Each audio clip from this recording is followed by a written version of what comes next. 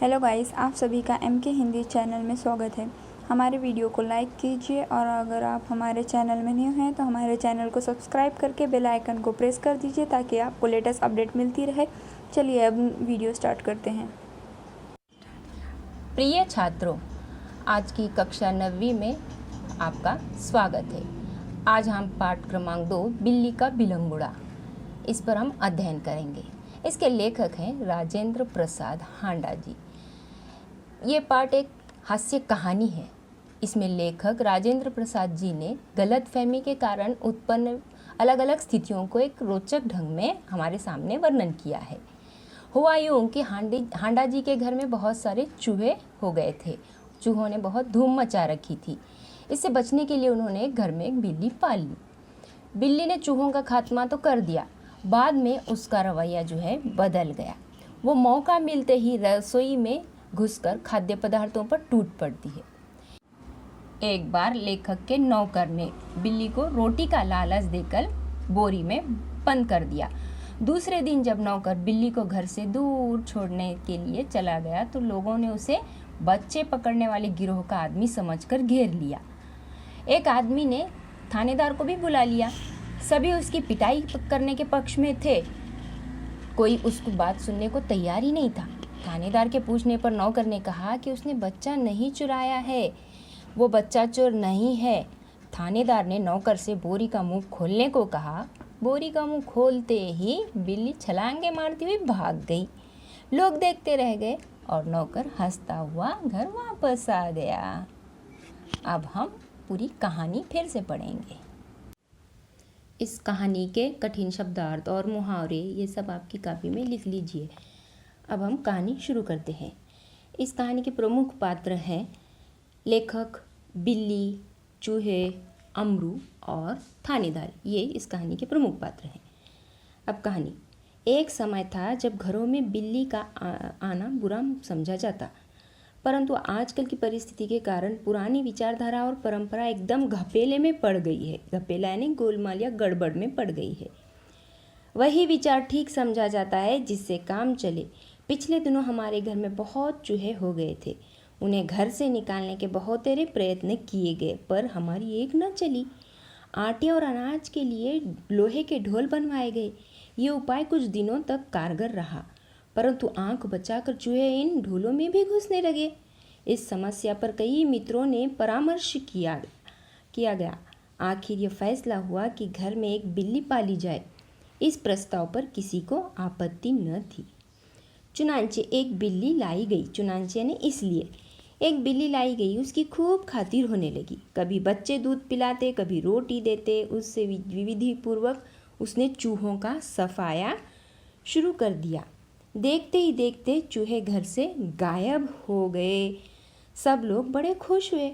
बिल्ली प्राय सब लोगों की थाली से झूठन की खाती, इसलिए हमें इसका कोई भी खर्च नहीं उठाना पड़ा।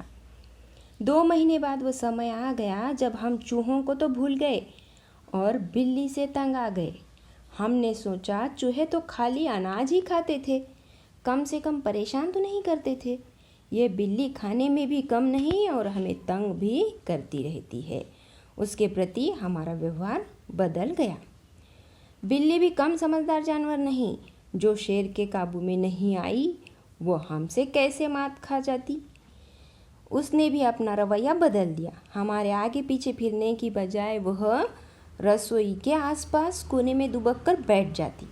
जब मौका लगता मज़े से जो जी में आता खाती। इस तरह चोरी करते बिल्ली कई बार पकड़ी गई। एक दिन सुबह उठते ही मैं रसोई में कुछ लेने गया।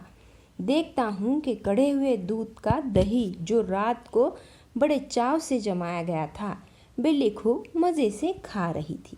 यानी कि बिल्ली अब रसोई घर में हर एक बर्तन में मुंह डाल देती। कभी दूध पी लेती, कभी दही या कभी रोटियां वगैरह चुरा लेती। यानी कि चूहे खत्म होने पर लेखक के घर में बिल्ली का रवैया बदल चुका था। अब चिंता हुई कि बिल्ली से कैसे छुटकारा पाया जाए। मेरा नौकर बहुत होशियार है।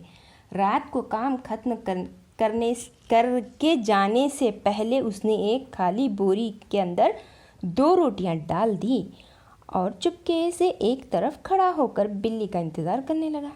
बिल्ली आई, वह एकदम रोटियों पर झपटी।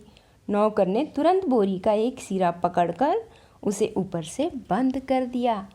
रस्सी के साथ बोरी का मुंह बांध दिया गया। चूँकि अब रात के 10 बजे थे, मैंने अपने नौकर अमरू से कहा कि सवेरे बिल्ली को कहीं दूर छोड़ आए, जिससे वह इस घर में वापस न आ सके। दूसरे दिन फिर सवेरा होते होते सब लोगों को चाय पिलाते पिलाते अमरू को अगले दिन 8 बज गए। मैंने याद दिलाया कि उसे बिल्ली को भूली भटियारिन की तरह छोड़कर आना है। बोरी कंधे पर लटका अमरू चल दिया। बात आई गई हो गई। मैं हजामत और स्नान आदि में व्यस्त हो गया, क्योंकि 9:30 बजे दफ्तर जाना था। हजामत यानी शेविंग, दाढ़ी वगैरह करना, इसे हजामत कहा जाता है। गुसल खाने में मुझे जोर का शोर सुनाई दिया। गुसल खाना यानी बाथरूम। वहाँ पर लेखक को जोर का शोर सुनाई दिया। मैं नहाने में व्यस्त था और कुछ गुनगुना रहा था, इसलिए मेरा ध्यान उधर नहीं गया। 2 मिनट के बाद ही फिर शोर हुआ। इस बार मैंने सुना कि मेरे घर के सामने कोई आवाज़ लगा रहा है, आपका नौकर पकड़ लिया गया है। अगर आप उसे छुड़ाना चाहते हैं तो छप्पर वाले कुएं के पास पहुंचिए। मैं हैरान हुआ कि क्या बात है। समझा शायद अमरू किसी की साइकिल से टकरा गया होगा। शायद साइकिल वाले का कुछ नुकसान हो गया हो और उसने अमरू को घधर पकड़ा हो। रही आदमी इकट्ठे होने की बात, यह काम दिल्ली में मुश्किल नहीं है, और फिर कभी करोल बाग में तो बहुत आसान है, जहाँ सैकड़ों आदमियों को पता ही नहीं कि वे किधर जाएं और क्या करें। खैर, उधर जा ही रहा था कि रास्ते में खाली बोरी लटकाए अमरू आता हुआ दिखाई दिया। वो खूब खिलखिला कर हंस रहा था। उसे डांटते हुए मैंने पूछा, अरे क्या बात हुई? तूने आज सुबह ही सुबह क्या गड़बड़ की जो इतना शोर मचा और मोहल्ले के लोग तुझे मारने को दौड़े? अमरू को कुछ कहना नहीं पड़ा। उसके पीछे कुछ आदमी आ रहे थे। उन्होंने मुझे सारा मामला समझा दिया। बात यह हुई कि जैसे अमरू कंधे पर बोरी लटकाए बिल्ली को बाहर छोड़ने जा रहा था, कुछ लोगों को शक हुआ कि बोरी में बच्चा है। 2 आदमी चुपके चुपके उसी के पीछे हो लिए। उन्होंने देखा कि बोरी अंदर से हिल रही है। बस उन्हें विश्वास हो गया, इस बदमाश ने किसी बच्चे को पकड़ा है। अमरू स्वभाव से अल्पभाषी है, कुछ मस्करा भी है। अल्पभाषी यानी कम बोलने वाला, मस्करा यानी हंसाने वाला। वह चुप रहा। देखते देखते 50 आदमी इकट्ठा हो गए। उसमें से एक चिल्लाकर कहने लगा, घेर लो इस आदमी को, ये बदमाश उसी गिरोह में से है जिसका काम बच्चे पकड़ना है। उस जगह से पुलिस थाना भी बहुत दूर नहीं था। एक आदमी लपक कर थाने गया और वहाँ से थानेदार और एक सिपाही को बुला लाया। थानेदार को देखते ही एक उत्साही दर्शक अपने कुर्ते की बाहें ऊपर चढ़ाते हुए बोला, दरोगा जी, ऐसा नहीं हो सकता कि आप इस बदमाश को चुपचाप यहाँ से ले जाएं और कानूनी कार्यवाही की आड़ में इसे हवालात के मज़े लेने दें। पहले इसकी जी भर के मरम्मत होगी। गजब नहीं है कि भरे मोहल्ले से बच्चे उठा लिया जाए। 2 दिन हुए, पास वाली गली से एक बच्चा गुम हो गया। देवनगर से तो कई उठाए जा चुके हैं। आप बाद में इसके साथ चाहे जो करें, पहले हम लोग इसकी पिटाई करेंगे। भीड़ में से दसियों ने इस सुंदर प्रस्ताव का समर्थन किया और लोग अमरू को पीटने के लिए मानो तैयार होने लगे। समर्थन यानी अनुमोदन, यानी कि जब अमरू को वहाँ पर पकड़ा गया था तो सब लोग क्या है, अपना अपना मौका देखकर उसके ऊपर हाथ कोई उठाने लगा। कोई उसे बच्चा चोर का गिरोह का समझकर उसे मारना चाहता था। और जब वहाँ पर थानेदार आया तो उसे लोग कहने लगे कि हम इसे यूं ही नहीं छोड़ेंगे, पहले हम इसकी मरम्मत करेंगे या पिटाई करेंगे, फिर इसे हम तुम्हारे हवाले करते हैं।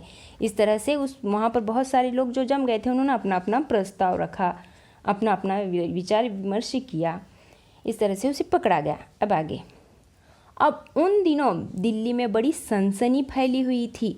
नगर के सभी भागों से बच्चों के उठाए जाने की खबरें आ रही थी। 1-2 बार पत्रों में यह छपा कि जमुना के पुल पर कुछ आदमी पकड़े गए जिन्होंने बोरियों में बच्चे बंद किए हुए थे। स्कूलों से बच्चे बहुत सावधानी से लाए जाते थे। पार्कों में और बाहर गलियों में बच्चों का खेलना कूदना बंद हो चुका था। दिल्ली नगर पालिका और संसद में इसी विषय पर अनेक सवाल जवाब हो चुके थे। इसलिए इस मामले में राजधानी के सभी नागरिकों की दिलचस्पी थी। दिलचस्पी यानी रुचि। आश्चर्य इस बात का नहीं कि लोगों ने अमरू पर संदेह क्यों किया, बल्कि इस बात का था कि उन्होंने अभी तक उसकी मार पिटाई शुरू क्यों नहीं कर दी। वातावरण में सनसनी और तनाव की कमी न थी। यानी कि जब उसको पकड़ा गया तो सभी लोगों को शक हो रहा था कि दिल्ली में आजकल जिधर उधर बच्चे चुराए जा रहे हैं। इसलिए इस लेखक के अमरू नौकर पर भी उस तरह से संशय लिया गया कि ये भी कहीं उस गिरोह का ही आदमी न हो। इसलिए सबकी अलग अलग राय मशवरे हो रहे थे और सब लोग एक तरह से खलबली मचा रहे थे कि ये भी वही गिरोह का बच्चे चुराने वाला ही आदमी है। इसलिए उसे सब लोगों ने पकड़ रखा था। अगला पैराग्राफ। अगर थानेदार और पुलिस का सिपाही वहाँ न होते तो अब तक अमरू पर भी भीड़ टूट पड़ी होती। थानेदार के आते ही अमरू की कलाई पकड़ ली और पूछा, बोल, यह बच्चा तूने कहाँ से उठाया है और इसे तू कहाँ ले जा रहा है? बता, कहाँ हैं तेरे और साथी? आज सबका सुराग लगाकर ही हटूंगा। अमरू अब तक जो तो दिल में हंस रहा था, मगर थानेदार की धमकियों से कुछ घबरा गया। दबी आवाज़ में वो थानेदार से बोला, सरकार, मैंने किसी का बच्चा नहीं उठाया, न मैं बदमाश हूँ, मैं तो एक भले घर का नौकर हूँ, रोटी चौका करता हूँ और अपना पेट पालता हूँ। इस परिच्छेद में थानेदार की और अमरू की बातचीत बताई गई है। थानेदार आते ही उसने क्या किया, अमरू पर रोब जमाना शुरू कर दिया। उसका रोब, उसके डंडे को देखकर अमरू जो है डर गया और उसने अपनी दबी आवाज़ में अपनी सफाई देनी शुरू कर दी। उसने कहा कि मैं किसी गिरोह का बच्चे उठाने वाले गिरोह का मैं कोई आदमी नहीं हूँ, बल्कि मैं किसी भले आदमी के घर एक नौकर हूँ, वहाँ पर मैं रोटी चौका करता हूँ और अपना पेट पालता हूँ। इस तरह से उसने सफाई दी।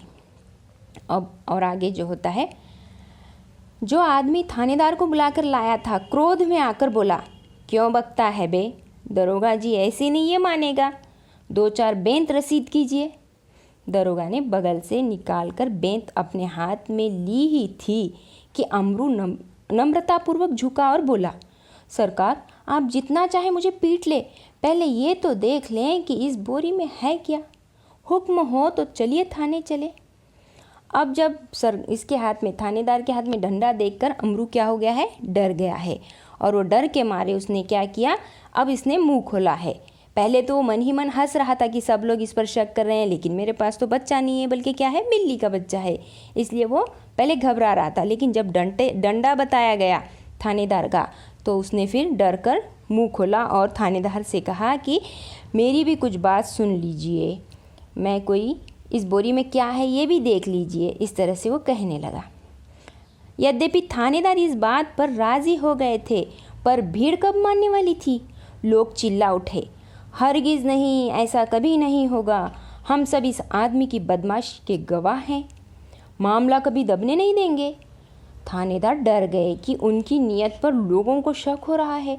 उन्होंने अमरू से कहा, अच्छा, बोरी को नीचे रखो, इसका मुंह खोलो। अमरू शांतिपूर्वक नीचे बैठ गया और धीरे से उसने बोरी का मुंह खोल दिया। जैसे ही बोरी का मुंह खुला, बिल्ली का बिलंगुड़ा छलांगे मारता हुआ एक तरफ भाग गया और लोग देखते ही रह गए। थानेदार की भी समझ में न आया कि अब क्या करें। वह थाने की तरफ मुड़ा और एक तांगे वाले की पीठ पर बेंत मारते हुए बोला, जानते नहीं कि रास्ते में तांगा खड़ा नहीं करना चाहिए। इस प्रकार अपनी झेंट मिटाने का यत्न करते हुए दरोगा जी चले गए और अमरू हंसता हुआ घर वापस आ गया। इस तरह से यह जो हास्य कहानी है, ये लेखक ने एक बड़े ढंग से हमारे सामने पेश की है।